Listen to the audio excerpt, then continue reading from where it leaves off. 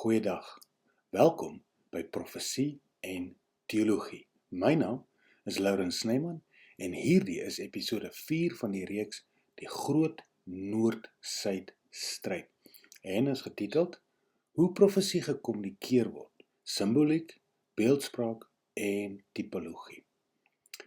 In die vorige episode het ons vasgestel wie werklik die profetiese geskrifte reg sal verstaan en onder watter verbondsvoorwaardes diegene verkeer. So nou wend ons na 'n ander, maar ewe kritiese vraag. Hoe word profesie gekommunikeer of dan oorgedra? Nou voordat mens profesie verantwoordelik kan vertolk, moet ons eers die formaattaal wat God gekies het om te gebruik, bepaal en verstaan. As mens hierdie stap ignoreer, sal verwarring, meningsverskil en verdraaiing verseker jou metgesel bly. Die boek Openbaring begin met 'n belangrike stelling wat dikwels oor die hoof gesien word, met goeie rede vir Afrikaners, want hierdie stelling is glad nie in die ou of nuwe Afrikaans vertaling nie, maar wel in die Engels en natuurlik die oorspronklike Grieks. Die Engels lees, and he sent and signified it, wat beteken dat dit deur middel van tekens, of dan nou signs, signify, signs, gekommunikeer was deur die engel aan Johannes. Eintlik is die konsep, ons weet nie hoe dit aan die engel gegee is nie, maar aan die engel is opdrag gegee deur Jesus om dit oor te dra aan Johannes, maar om dan tekens en simbole te gebruik. Of as ons nou Engels moet gebruik, to communicate it to the servants, but use signs and symbols, or otherwise, but signify it. So, ons het nie 'n woord in Afrikaans hiervoor nie, en die Afrikaans het dit net, ek sal nie sê uitgelaat nie, maar dit nie belangrik genoeg geag om 'n woord te ontwikkel daarvoor nie, en basies net gesê aan die engel gegee wat dit aan sy diensknegte oorgelewer het, en net daai deel uitgelos het van hoe.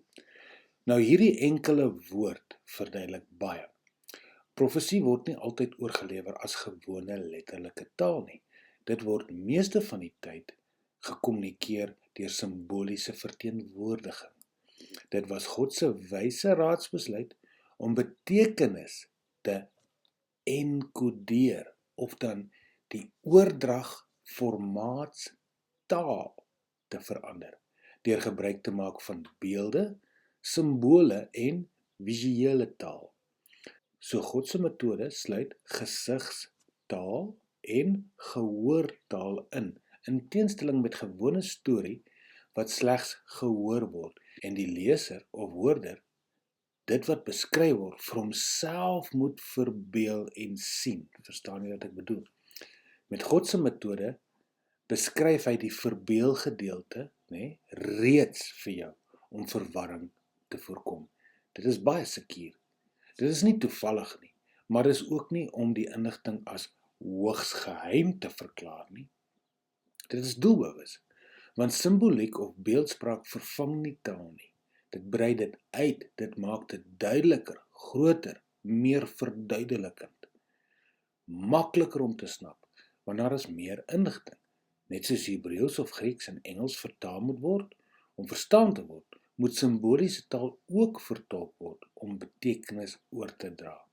Die vraag is nie of vertolking of dan interpretasie nodig is nie, want dis altyd nodig. Maar watter soort vertolking gebruik moet word?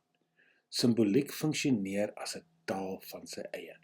Simbole verteenwoordig idees, realiteite, magte, stelsels en gebeure in 'n gekompakteerde en presiese vorm. Beelde, simbole en visuele prente, as ek dit so kan stel, stel God deur die profeet in staat om komplekse konsepte doeltreffend en akkuraat oor te dra. Een enkele beeld of prentjie kan verhoudings, progressie, konflik, gesag en uitkoms uitdruk. Dikwels meer effektief as 'n lang verduideliking. Daar word algemeen gesê dat 'n prentjie 1000 woorde spreek. Dink net hoeveel woorde 'n rolprent dan kan spreek. Profesie gebruik beelde nie om betekenis te verduister nie, maar om betekenis ten spyte van tyd, ten spyte van verskillende kulture en tale steeds te bewaar.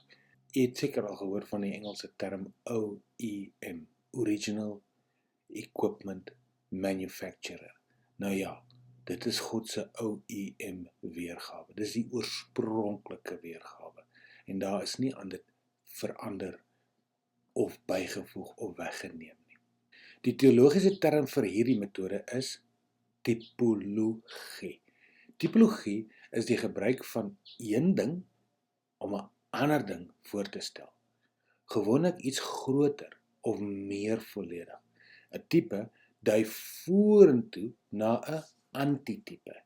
Hierdie metode stel God in staat om die mens blywende waarheid te leer deur historiese gebeure, voorwerpe of beelde, figure soos hulle in Engels sê, as voorstellings van groter realiteite te gebruik. Jesus is nie 'n lam nie, maar hy praat van die lam. So die lam is die tipe. Jesus is die antitipe. Met ander woorde, die lam, die kleiner dingetjie, wys op die groter ding. Tipologie is nie allegorie of verbeelding nie. Nou goed, ek het gaan dink oor hierdie woord. Dit is 'n anglisisme. En selfs julle wat verstaan wat allegorie is, as jy regtig taalkundig is, sal jy weet, dit is eintlik nie eens dieselfde as 'n gelykenis of 'n vergelyking nie.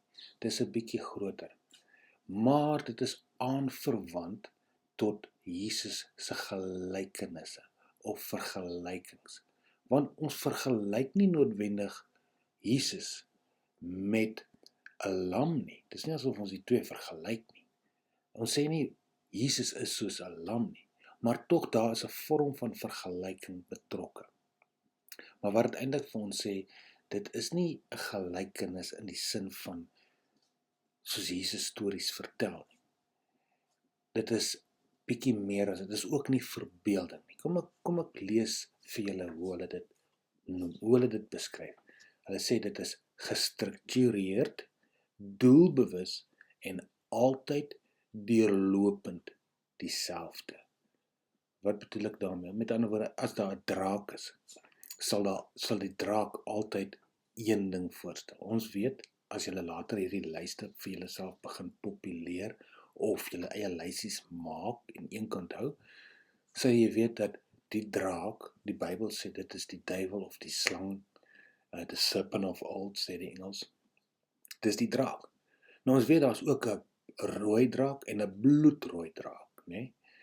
En 'n bloedrooi draak en 'n rooi draak en 'n draak is nie altyd dieselfde ding nie. So jy moet skerp wees. As hy sê die bloedrooi draak, kan hy dalk na iets anders verwys. As hy sê die rooi draak en as hy sê die draak, want onthou in Engels is daar ander woorde of twee vorms van rooi.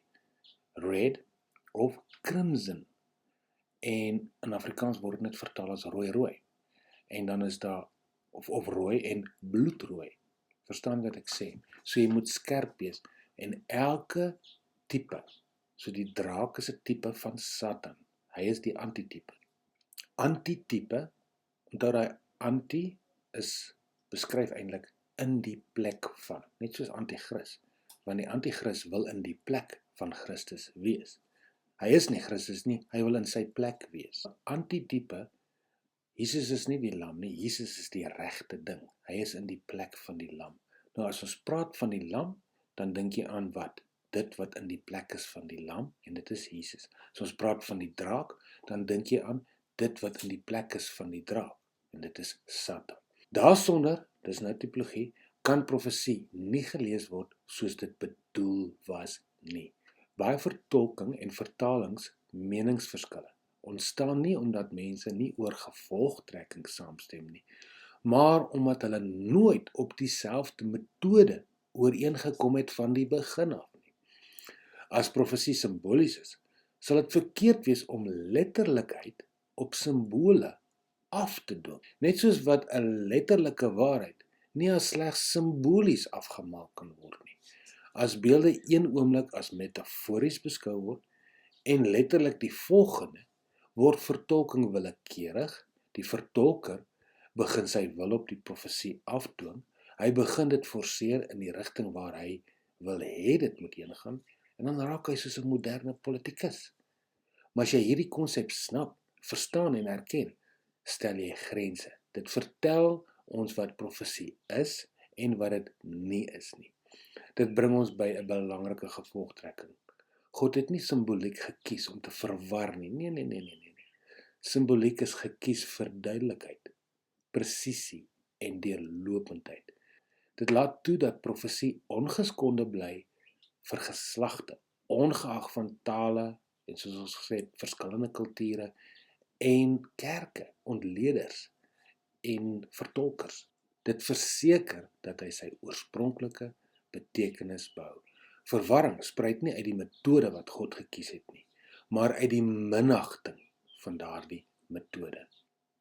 Ter afsluiting, in hierdie episode het ons vasgestel dat profesie deur tekens en simbole gekommunikeer word, simboliek 'n wettige en gestruktureerde vorm van taal is, beelde komplekse waarhede doeltreffend oordra en tipologie die grondslag van profetiese begrip is en dat God simboliek gekies het vir duidelikheid, nie vir verwarring nie. In die volgende episode sal ons hierdie raamwerk begin toepas deur gevestigde tipes en antitipes te ondersoek en hoe dit interpretasie lei. Ons is amper daar, nog so 'n paar episodes om die grondslag te lê, ons bougereedskap bymekaar te kry, ons profetiese waterpas en skietlood op te stel, en dan kan ons begin. Daniël 11 is eintlik 'n ongelooflike hoofstuk.